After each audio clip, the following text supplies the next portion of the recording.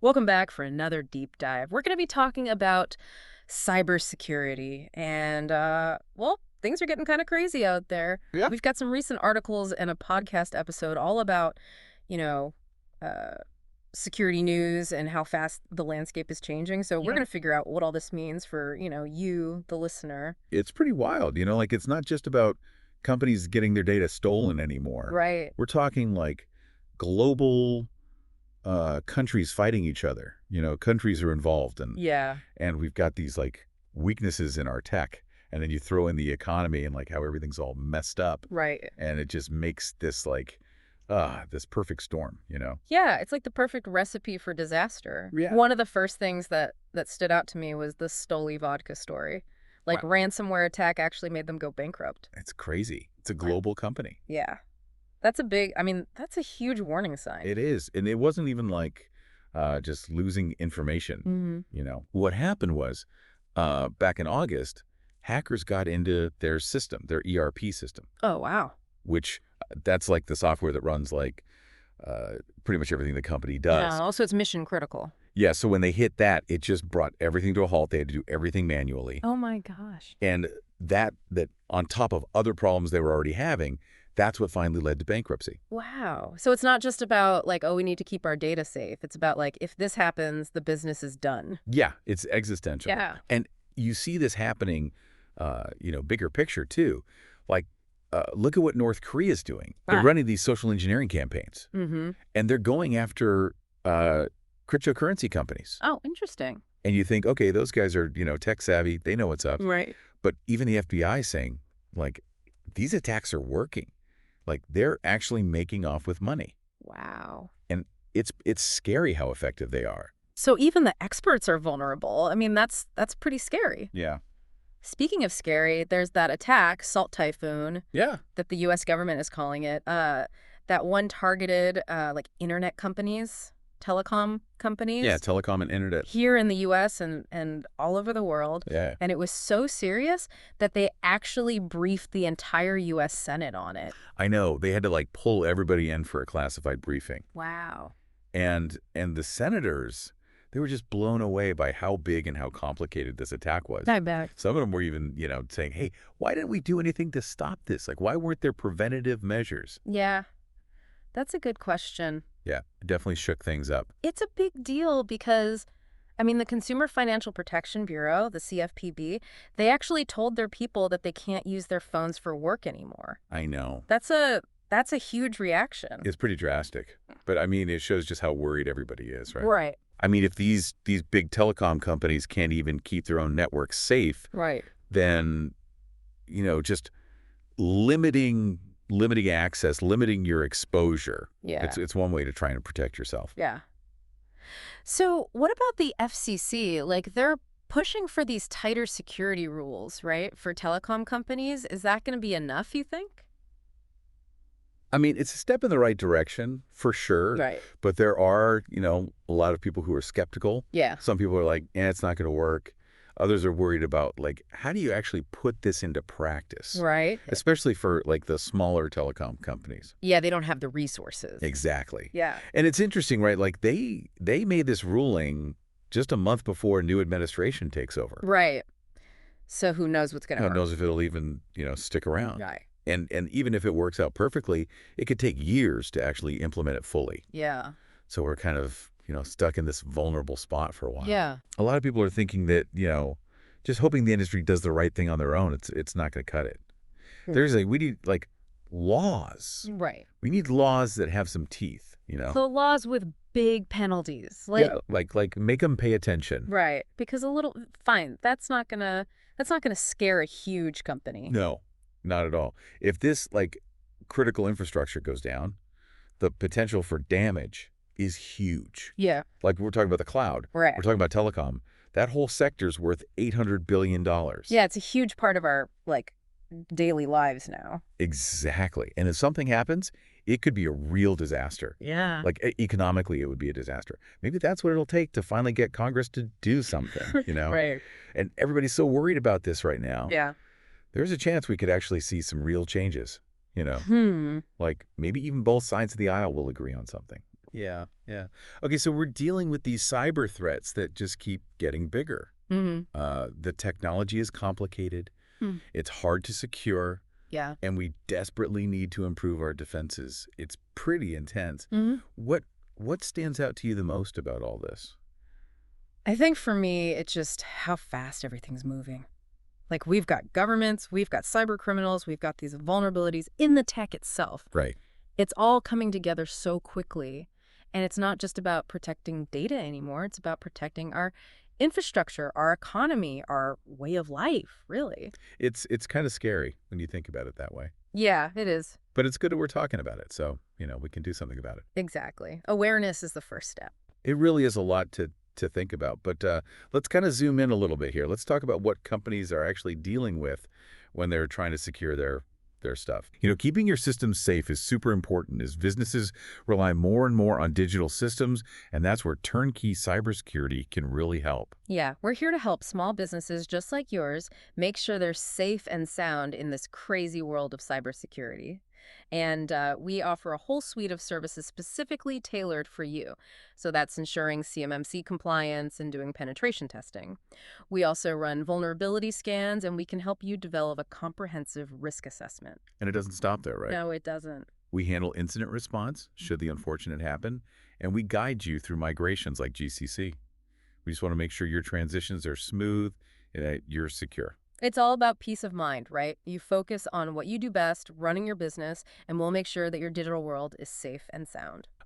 This one experiment really stood out to me, the candy drop Oh, experiment. yeah, I read about that. So they basically just took these API keys, which are like, I guess you could think of them like passwords Yeah. that unlock, important data, Sensitive data, and they just kind of put them all over the internet. like leaving candy out for hackers. Yeah, pretty much. It's kind of a scary thought, actually. Yeah.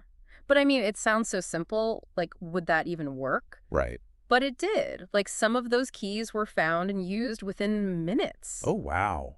It just shows how fast these hackers are. Like, they're really aggressive. Yeah, they're constantly scanning, constantly looking for these kinds of things. And even when companies have, security stuff in place, it still happens. Yeah, it's a constant race. That's why, you hear more and more about companies focusing on this idea of shrinking the attack surface, Right. which basically means, making yourself less vulnerable, like reducing the ways that someone could even get in the first place. Right. So it's kind of like, locking your doors and windows instead of just relying on an alarm system. Yeah. Exactly, yeah. Be proactive. And it makes you wonder, like, what about all this old technology that's still out there? Oh, yeah. That's a huge problem. Like Windows 10, right? Support for that ends in less than a year. Less than a year, yeah. But over 60% of Windows systems are still using it. It's crazy, but it's like driving around with bald tires. Yeah. You're just asking for trouble. Yeah. And it's not like it's easy to just switch to Windows 11 either. Right. What's the problem there? Well, Microsoft, they require this special chip for Windows 11. Okay. It's called a TPM, Trusted Platform Module. It's for security. Okay. But a lot of older computers don't have that chip. Ah, so they're kind of stuck. Yeah, they're stuck between a rock and a hard place. Yeah.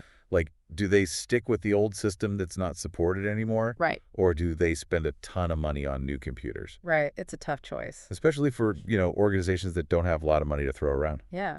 And it's not even just about, the software, right? Like encryption.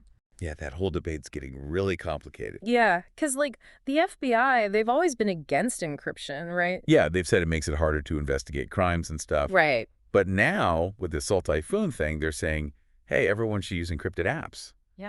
It's like, what? Yeah, so which one is it? Yeah, it seems like a total contradiction. Yeah. And then they say people should use phones with, quote, responsibly managed encryption. What does that even mean?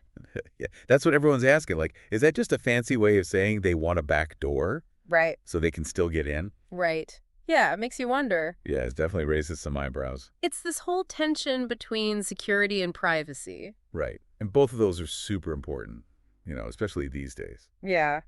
But let's move on to another big piece of this puzzle. Okay. The trade war between the US and China. Oh, yeah. It's not just about trade deficits anymore. No, it's having real consequences for tech and cybersecurity. Absolutely. It's high stakes. Yeah, it's a really big deal, and it could affect, everyone. So what's going on? Well, The U.S. has banned the sale of certain computer chips and chip-making equipment to China, Right.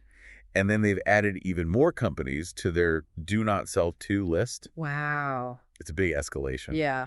And then China fought back, right? Oh, yeah, they hit back with their own ban. What are they banning? They're banning the sale of these critical minerals to the U.S. Like what? Things like gallium, germanium, antimony, and also these things called super hard minerals. What are those? Well, they're not just random materials. Okay. They're actually essential for a whole bunch of technologies. Like what? Like everything from the chips that go in our computers and phones to weapon systems. Oh, wow. So it's really important stuff. Yeah, and the problem is China controls a huge portion of the global supply of these things. So basically, each side is trying to, like, stop the other one from making progress in technology and also the military. Yeah, it's Yeah. power struggle. And it's already having an impact on supply chains here in the U.S. How so? Well, it's becoming really hard to get these essential minerals, even semi-processed ones, from other countries. Why? Because China has all these new rules about, what information companies have to disclose. Oh, I So see. even if you're not buying directly from China, it's still harder to get your hands on these Oh, materials. okay. And what about those super hard minerals? Those are a big concern for the U.S. military. Why is that? They need those materials for certain types of ammunition and armor. Oh, wow. So, yeah, it's a serious problem. There are plans to open a tungsten mine in Nevada, Okay. but that's not going to be operational for years. And in the meantime? In the meantime, prices for things like antimony have already doubled, Oh, wow. and experts are saying we should expect even more price increases and also shortages. So this trade war is a ticking time bomb, basically. Pretty much. And, all this tension, it could easily lead to even more cyber attacks. Right. And it's not just governments and corporations that will be affected. Yeah, that's going to hit everyone's wallets. Oh, We're yeah. talking inflation, reduced profits for businesses, potential job cuts. Yeah. So it really drives home the point that cybersecurity isn't just an IT issue. Right. It's a national security issue. It's an economic issue. And ultimately, it's something that affects all of us. Yeah. So we're at this crossroads, it feels like. Yeah, The world is more interconnected than ever, but also more unstable. definitely. What does that mean for the average person trying to, navigate all this? It can definitely feel overwhelming. Mm-hmm. But there are things we can do to protect ourselves, to protect our information. It starts with understanding the risks, making informed decisions, and just kind of adopting this mindset where security is important. So, what's the first thing people should do? Where do we even begin? Well, one of the most effective things you can do is really focus on those basic security practices. Like what? Things like creating strong passwords, using multi-factor authentication, keeping your software up to date.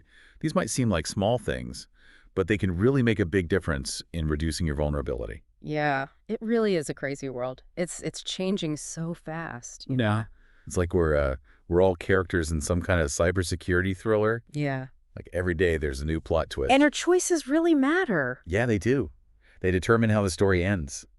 So let's talk about those choices. Yeah. What can people do? What can organizations do to, really beef up their security? Okay. So for just regular people, individuals, it starts with those good habits we were talking about before. Yeah. Like strong passwords, different passwords for everything. Right. And, turn on that multi-factor authentication whenever you can. Right. And be careful about, what you're putting out there online. Right. It's like washing your hands. Right. Just basic hygiene, but it really helps. It's the little things that add up. Yeah, exactly. But for organizations, I mean, it's a whole different ball game. Right. It's much more complex. Right. They need what they call a holistic approach. Holistic, okay. Yeah, so you got to think about the people, the processes, and the technology. So it's not enough to just buy the fanciest security software? No. You need a culture where everyone understands security Right. and everyone cares about it. Right. So everyone's on the same page. Yeah, because a lot of times the employees, they're the weakest link. Oh, yeah. So training is really important. Right. Security awareness training. You Yeah. want to make sure everyone knows what to do, if something happens. Right. So it's like a fire drill. Everyone knows what to do in an emergency. Exactly, yeah. And then, of course, you need the tech. Right. You got to have those strong defenses like firewalls, Okay. intrusion detection systems, encryption. So it's like building a fortress. Yeah, you're building a fortress around your most important stuff. But a fortress isn't very good if the guards are asleep. That's right. Yeah. You got to have both. You got to have the tech and the people who are paying attention. Right. And it's not like a one-time thing. Right. It's a constant process. The bad guys, they never stop. So you got to stay flexible. Always got to be one step ahead. Yeah, like a chess game. So, in the end, there's no guarantee you'll win every time. No, but you can definitely improve your odds. If you make smart choices and you stay aware. Exactly. So as we wrap up this deep dive, I really want our listeners to feel, empowered, not scared. Yeah. What's the most important thing you want them to remember? I think the biggest takeaway is that cybersecurity, it's everyone's responsibility. We all have a part to play Yeah. in making the digital world safer. It's not just an IT problem. It affects all of us. And the other thing is, you don't have to be perfect. Right. It's about managing risk, making good decisions. Yeah. There's no magic solution, Right. but there are definitely things you can do to protect yourself. So it's about taking action, not just being passive. Exactly. And staying informed. Yeah. Keep learning. The landscape's always changing. You got to keep up. That's what we're here for. Exactly. These deep dives, they're a great way to stay informed. And stay engaged. Yeah. Stay curious. Ask questions. The more you learn, the better decisions you can make. So we're not just victims, right? No, we have power. We can shape the future of cybersecurity. Exactly. And the more we understand the challenges, the better chance we have of creating a safe and resilient digital world for everyone. That's what it's all about. So to our listeners, as we wrap up this deep dive, we leave you with this. What will you do to protect yourself, your information, and help build a safer digital future? It's a question worth thinking about, and one that we hope you'll explore further. Thanks for joining us, and until next time, stay vigilant and stay curious.